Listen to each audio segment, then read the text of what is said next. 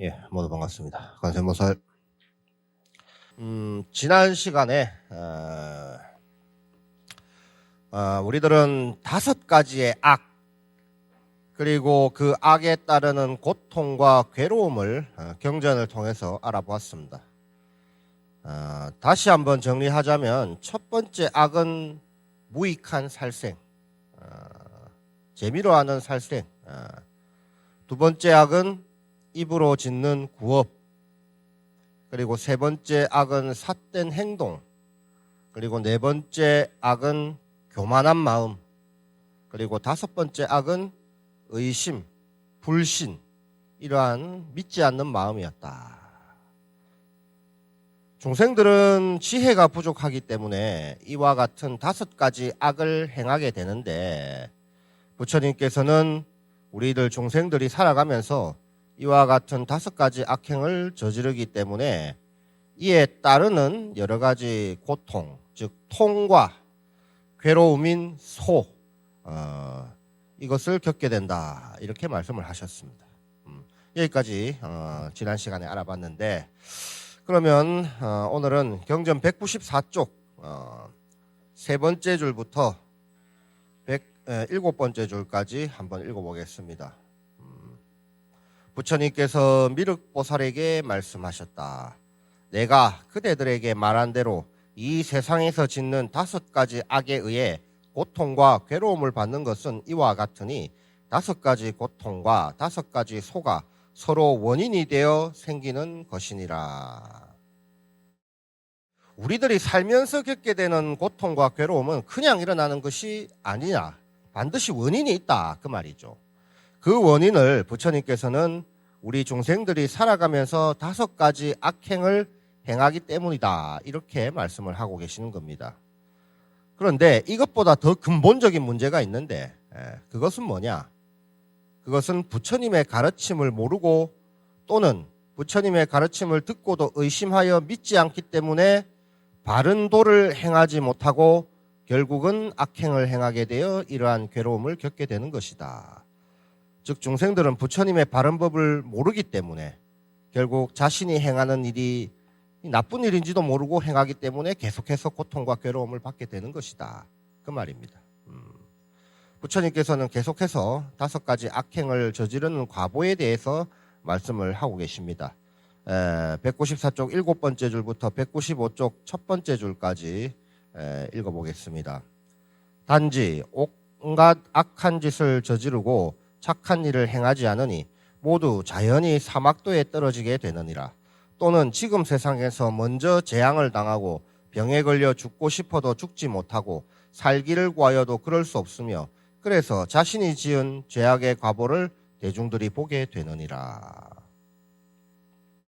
먼저 5가지 악행을 저질러 살아생전에 받는 고통과 괴로움의 과보입니다. 악행을 저지르는 중생들은 결국 다음 생에 3가지 나쁜 세상, 사막도에 떨어지는 것은 따놓은 당상이다, 그랬습니다. 근데 그것 말고도 이번 생에서, 다음 생 말고도 이번 생에서, 지금 이 생에서도 받게 되는 과보가 있다, 그 말이죠. 특히 뭐라고 하셨느냐? 자신이 지은 죄악의 과보를 다른 사람들이 알게 된다, 이 말씀이 중요합니다. 이것은 뭐냐? 악행이란 누구라도 다 나쁜 일인 줄 안다는 겁니다. 요즘 세상을 보면 나쁜 일을 해도 처벌받지 않고 잘 사는 사람이 있는 것처럼 보이는데, 비록 법으로는, 인간의 법으로는 처벌하지 못한다 해도 그 사람이 나쁜 일을 했다는 사실은 누구나 다 알고 있다. 그리고 그 사람들이 누구나 나쁜 일이라고 말할 정도면 이것은 인과의 법칙에서 절대로 벗어날 수가 없다, 그 말입니다. 인과의 법칙에서 벗어날 수 없다는 것은 자신이 지은 업보대로 과보를 받게 된다는 이야기입니다. 그런데 이 과보는 즉시 받는 경우도 있고 때가 무르익어 한꺼번에 받는 경우도 있더라. 그래서 당장의 과보를 우리들은 원하지만, 과보라는 것은 그때그때 바로바로 받을 수 있는 것이 아니다. 바로 받는 것도 있지만 때가 무르익어서 받는 과보도 있기 때문이다, 그렇습니다. 어찌되었든 과보는 결코 피할 수가 없는 것이다. 그래서 그 행동이 선하냐 악하냐에 따라 과보의 성격도 정해지는 겁니다.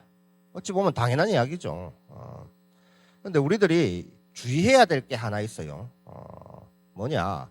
선한 행동이 선한 과보를 가져온다. 이건 누구나 다 알고 있죠. 그런데 여기서 말하는 선한 행동이라는 것은 좋은 과보를 가져오는 행동이라는 뜻입니다. 즉, 선한 행동이라는 것은 내가 행하기에 편하고 좋은 행동은 아니다 그 말이에요. 좋은 과보, 즉 좋은 결과를 놓고 생각하면 조금 더 이해하기가 쉽죠. 농부가 농사를 짓는다고 할 때 농사 짓는 것이 이제 업이죠. 농업이라 하잖아요. 그럼 농사를 짓는데 그럼 좋은 과보는 뭐겠습니까? 농부에게 좋은 과보란 뭐죠? 어릴 때 시골에서 농사 짓던 집에서 자란 분들은 잘 알 거 아닙니까? 좋은 과보가 뭡니까? 농부에게 좋은 과보가 뭐예요? 네? 그렇죠. 풍년이죠. 풍년입니다. 풍년이 들어 수확하는 곡식이나 과일이 많은 거겠죠. 뭐 풍년은 날씨에도 달린 바가 크지만 그래도 사람의 노력이 제일 중요한 거죠.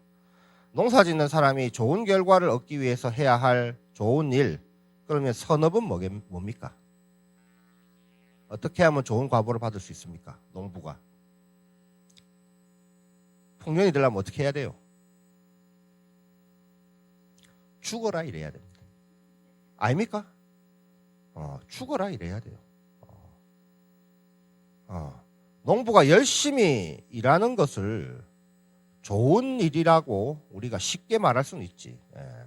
풍년이 들기 위해서, 그러니까 수확을 많이 얻기 위해서 열심히 일하는 것을 좋은 일이다 이렇게 말할 수 있을지는 몰라도 과연 그 일이 하기 쉽고 편한, 말 그대로 행하기 쉬운 일이라고 할 수 있느냐 그 말입니다. 가을에 풍성한 수확을 위해서 농부는 몸이 바스라지도록 일을 해야 돼요. 그 일의 고통이란 건 해보신 분들은 다들 아실 겁니다. 진짜 농번기에는 새벽별 보고 나가가지고 저녁별 보면서 들어오는 그런 고된 노동을 해야 가을에 풍성한 결실을 얻을 수가 있는 것이다. 즉, 이 말은 뭐냐? 우리들도 마찬가지입니다. 우리들은 농부는 아니지만 우리들 역시 좋은 과보, 좋은 결과를 얻기 위해서는 어떻게 해야 된다? 어설프게 해서는 안 돼요. 몸이 바스라지게 해야 된다 그 말입니다. 기도를 통해서 가피를 얻고 싶으면 기도를 어떻게 해야 된다? 열심히 해서는 안 돼요. 남들도 다 그 정도는 해. 어떻게 해야 된다? 죽어라 해야 되는 거지. 몸이 바스라지도록. 다른 일을 하면 어떻게 해야 된다? 혀가 꼬여가지고 안 풀어질 정도로 해야 된다 그 말이에요. 그 정도는 해야 좋은 과보를, 좋은 결과를 얻는 거다 그 말입니다. 그래서 이렇게 예불 할 때, 기도할 때 여러분들 사시불공, 뭐 저녁 예불, 뭐 새벽 예불, 뭐 또 뭐 2시에 뭐 다란이 독송, 뭐 무슨 독송 많이 있죠. 기도를 할 때 어떤 마음가짐으로 기도해야 되느냐? 딱 법당에 들어가면 내가 오늘 이 법당의 주인공이다. 이런 마음으로 들어가서 기도를 해야 돼요. 앞에서 스님들이 목탁 치고 있지만 그것은 다 스님들은 다 그냥 겉다리고 내가 주인공이다. 내가 오늘 이 기도의 주인공이다. 이런 마음으로 그 가운데서 내가 제일 열심히 한다. 이런 마음으로 해야 돼요. 실제로 그런 마음을 가지고 열심히 해야 되겠죠. 그래 해야 정말 좋은 과보를 받는 거지. 어설프게 남들 하는데 쓱 끼어가지고 남들이 뭐 신묘장고대다라니 나무라다 나다라 하는데 본인은 아이고 난 몰라 다 몰라 이러고 있으면은 그 기도가 안 된다 그 말입니다. 그 정도 각오는 있어야 된다 그 말이에요. 그래서 좋은 과보를 얻기 위한 행동인 선업, 선업이라는 것은 결코 하기 쉽고 편안한 일만을 뜻하는 것은 아니다. 어찌 보면 하기 힘들고 괴로운 일 수도 있다 그 말입니다. 여러분들도 근데 다 잘 알고 계세요. 세상 일 가운데 대부분의 좋은 일은 하기 힘든 경우가 대부분이라. 좋은 학생이 좋은 학교 가고 싶고 좋은 성적 받고 싶죠. 근데 그런 결과를 받기 위해서는 어떻게 해야 돼요? 뭐 그런 결과를 받아본 적이 없습니까? 남들보다 더 열심히 공부해야 되는 거죠. 너무 당연한 얘기잖아. 근데 그게 쉬운 일이 아니라 뭐 열심히 공부한다는 게 말이야 쉽지. 남들보다 잠 덜 자면서 책을 더 보고 수업을 더 열심히 듣고 그렇게 해야 되는 거예요. 힘든 일이 대부분이라. 좋은 결과를 받기 위한 행동은 힘든 일이 대부분이에요. 쉬운 일이 없어요. 혹시 오늘 오신 불자님들 가운데 나는 불교 공부가 힘들다 하시는 분 있습니까? 나 불교 공부 너무 힘들다. 그렇게 생각이 든다면 지금 선업을 쌓고 있는 거라. 그러니까 걱정 안 해도 됩니다. 물론 저는 공부가 쉽고 즐겁습니다 라고 생각하는 분들도 계시겠죠. 공부가 즐겁다면 그분은 이미 공부를 통해서 좋은 과보를 얻은 겁니다. 그러니까 계속해서 공부를 즐기다 보면 더 좋은 과보가 기다리고 있으니까 앞으로도 열심히 공부를 하시면 되겠습니다. 자, 계속해서 5가지 악한 일을 행하여 받게 되는 고통과 괴로움 알아보도록 하겠습니다. 경전 195쪽 첫 번째 줄부터 196쪽 밑에서 네 번째 줄까지입니다. 그러다가 몸이 죽으면 업에 따라 사막도에 떨어져 한량없는 고통 속에서 스스로 자신을 불태우게 되느니라. 그 후 오랜 세월이 지나서 세상에 태어나면 함께 원한의 결박을 만들게 되니 처음에는 적고 미세한 것에서 시작되어 나중에는 크나큰 악을 이루게 되느니라. 모두 재물과 애욕에 탐착하여 보시하고 은혜를 베풀지 못하며 어리석음과 욕망에 쫓겨서 마음에서 일어나는 대로 생각하고 번뇌에 묶여서 풀려나지 못하고 자신의 이익을 돈독히 하고자 남과 다투면서도 돌이켜 반성하지 않느니라. 부귀영화를 누리는 때가 있을지라도 다만 자신의 쾌락을 즐길 뿐 절제할 줄 모르고 착한 일을 하지 않는데 그 위세는 얼마 가지 않아서 소멸되어 없어지느니라. 몸은 이 때문에 고통에 시달리는데 오랫동안 쉬지 않고 이어져 후에 더 큰 고통을 받느니라. 천지의 도리는 바르고 곧아서 미치지 않은 곳이 없으니 자연이 지은 대로 드러나며 법의 그물이 드리워지는데 노은 사람이나 하찮은 사람이나 모두 그 업보에 상응하는 과보를 받느니라. 그때 중생은 급하고 외롭게 과보의 세계로 들어가니 예전이나 지금이나 언제나 이러한 일이 반복되어 왔으니 애통하고 마음 아픈 일이니라. 그렇죠. 악업의 과보라는 것은 이번 생에서만 받고 끝나는 것이 아닙니다. 그 업장이 닿을 때까지 세세생생 이어진다 그 말입니다. 불이라는 것은 땔감이 다 탈 때까지 꺼지지 않고 계속 타는 법이요. 안 그렇습니까? 땔감이 있으면 땔감이 닿을 때까지 계속 불은 일어난다 그 말입니다. 우리가 지은 악업은 바로 땔감이요. 우리가 지은 악업은 땔감이고 불은 우리가 받게 될 고통과 괴로움이다. 그래서 악업의 땔감이 다 타서 없어질 때까지 고통과 괴로움의 불길은 계속되는 것이다. 당연한 이치인 거죠. 따라서 악업을 짓는 일을 항상 경계하고 부처님의 가르침을 배우고 수행해서 선업을 짓는 일을 게을리 해서는 안 된다. 물론 선업 가운데서 가장 뛰어난 선업은 뭐냐? 두말할 필요도 없이 부처님의 가르침을 배우고 수행하는 일이 가장 좋은 일이요. 어디 뭐 좋은 일 찾아서 다닐 필요 없어요. 부처님의 가르침을 배우고 그대로 실천하는 것이 가장 뛰어난 선업이다. 그 중에서 또 부처님의 가르침을 또 배우고 닦는 것 중에서 가장 뛰어난 것은 부처님의 가르침을 모든 이들이 나 말고 다른 사람들도 함께 배우고 수행할 수 있도록 권하는 이것이야말로 가장 뛰어난 선업이더라. 이 좋은 부처님의 가르침을 나만 홀로 독차지하고 다른 사람에게 알리지 않겠다. 이렇게 마음을 먹고 진짜로 부처님 법을 다른 이들에게 전하지 않으면, 부처님의 가르침을 나누지 않으면, 자기 혼자 독점하면 이것은 선업이 될 수 없어요. 부처님의 가르침 배우고 닦는 게 좋은 일이라면서요. 그 좋은 거 저 혼자 하겠습니다. 이러면 오히려 좋은 것이 독이 된다 그 말입니다. 욕심이 되는 거지. 일본에 아주 유명한 소설가, 소설가 많이 있습니다만은 어찌 보면 근대 일본의 소설가 중에 가장 유명한 소설가라 한다면 아쿠타가와 류노스케라는 이 작가를 들 수가 있어요. 한자로는 개천 용지개인데 일본 발음으로는 아쿠타가와 류노스케라 합니다. 이 사람 이름을 따서 아쿠타가와 상이 있는데 일본에서 가장 권위 있는 문학상이죠. 이 사람은 참 독특한 사람인데 불교 설화를 바탕으로 한 소설을 제법 썼어요. 불교 설화를 바탕으로 한 소설을 제법 썼는데 그 가운데 유명한 소설 거미줄이라는 제목의 소설이 있습니다. 거미줄. 이 자리에 소설 좋아하시는 분들은 아마 읽어보셨을지도 몰라. 아주 짧은 단편 소설이거든요. 1시간이면 다 읽습니다. 1시간도 안 걸릴지도 몰라. 빨리 읽는 분들은 한 20분, 10분, 20분이면 다 읽을 거예요.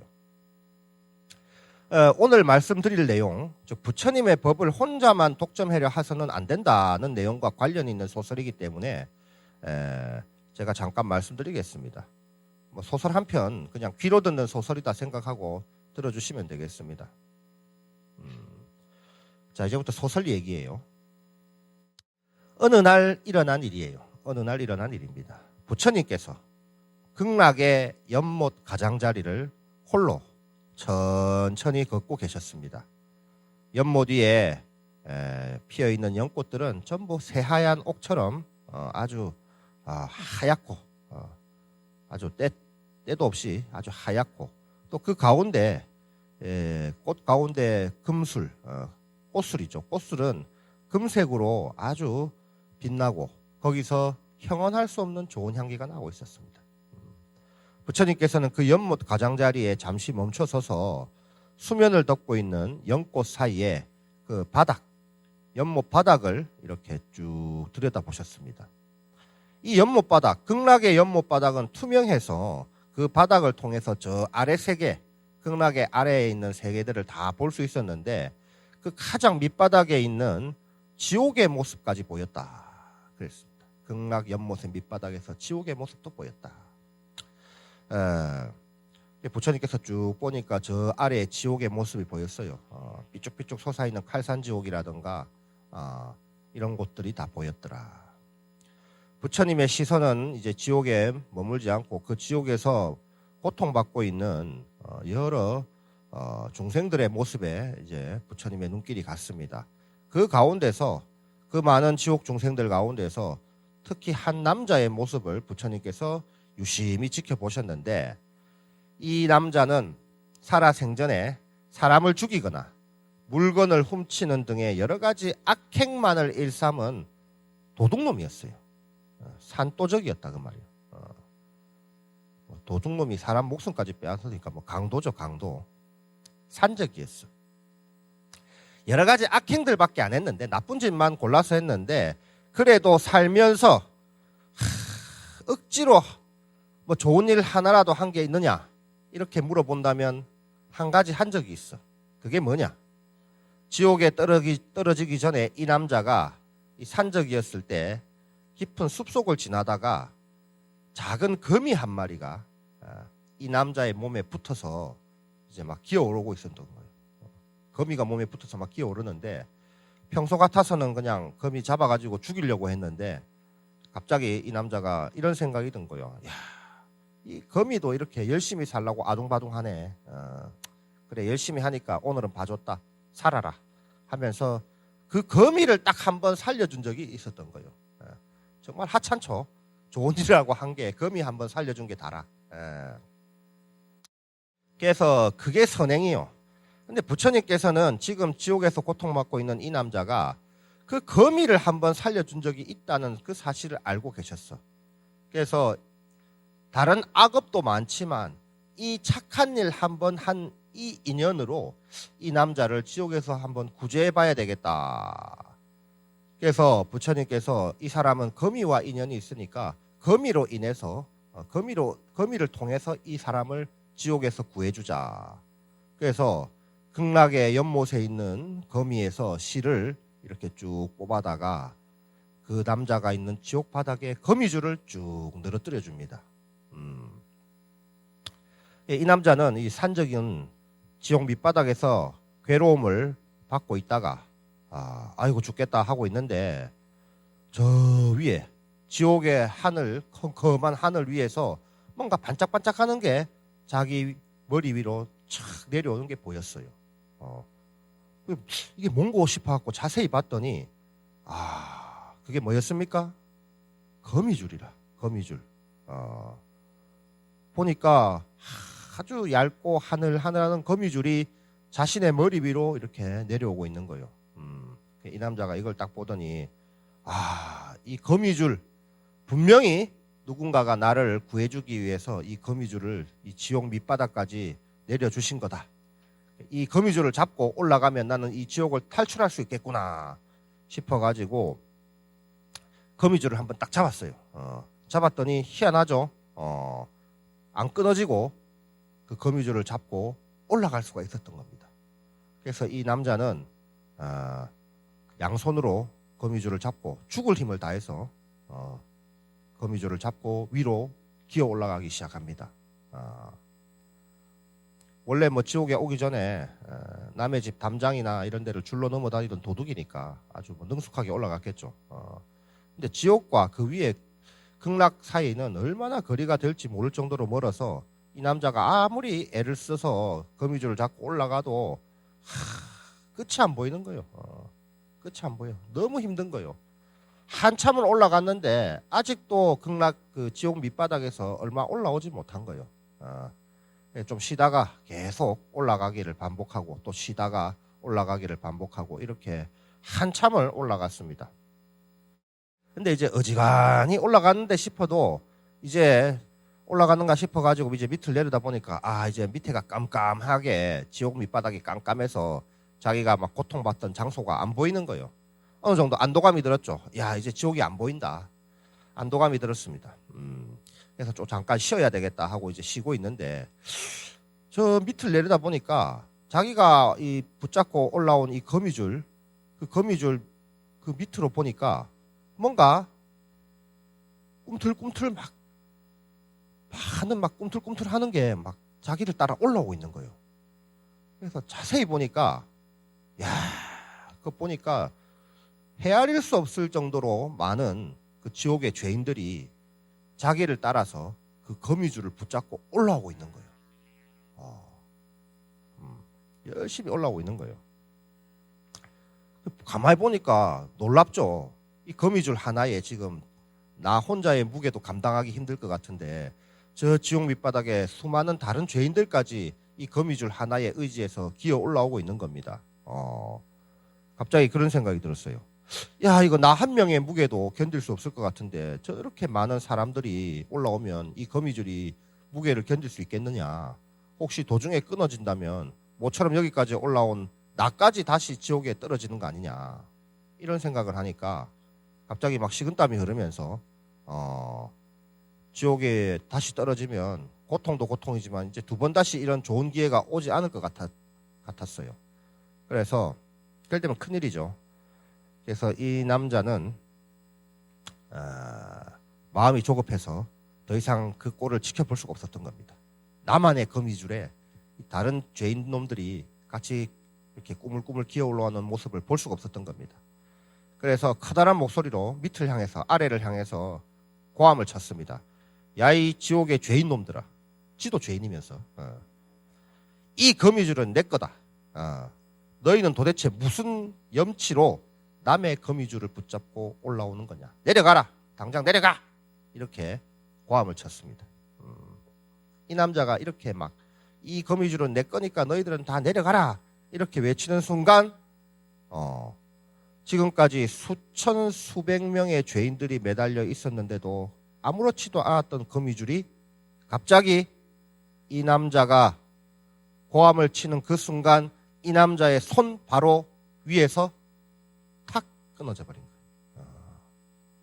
거미줄이 끊어지니까 이 산적이었던 이 남자를 비롯한 그 거미줄을 잡고 올라오던 다른 죄인들도 다 어떻게 됐습니까? 도로 지옥의 밑바닥에 팽이처럼 뱅글뱅글 돌면서 떨어져 버렸다. 부처님께서는 극락의 연못 가장자리에서 이 장면을 처음부터 끝까지 모두 보고 계셨어요. 결국 거미줄은 끊어지게 되고 그 남자도 다시 지옥 밑바닥에 떨어지게 되었다. 참 애처로운 표정을 지으시면서 부처님께서는 그 자리를 떠나셨다.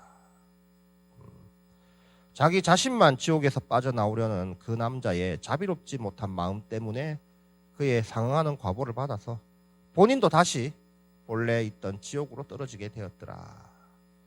부처님이 보시기에 얼마나 가련한 중생이냐 그 말이죠. 이 이야기는 뭡니까? 부처님의 가르침을 혼자만 알고 독점하려고 해서는 안 된다는 교훈입니다.